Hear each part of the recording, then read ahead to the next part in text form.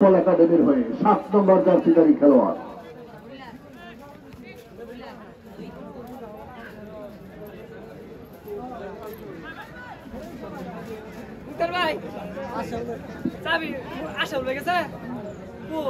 আজকে রামনগর স্টেডিয়াম মাঠ ফুটবলের উপযোগী একটি মাঠ। আক্রমণে গোপালপুর চমৎকার পাস দিয়েছেন, শেষ পর্যন্ত ডিফেন্ডার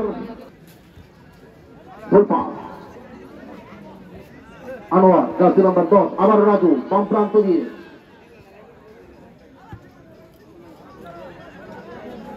দূর থেকে গেল কিক, কিক বল চলে গেল ক্রসবারের অনেক উপর দিয়ে আক্রমণে যাওয়ার চেষ্টা।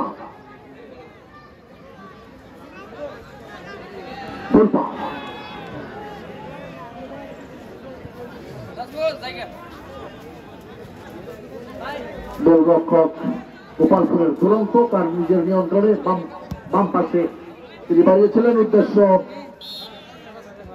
ফাউল।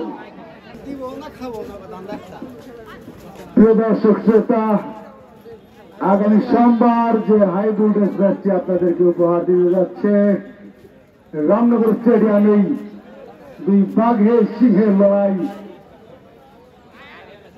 মধুপুর আদিবাসী ফুটবল স্পোর্টিং ক্লাব বনাম রাহিম ফুটবল স্পোর্টিং ক্লাব গোপালপুর।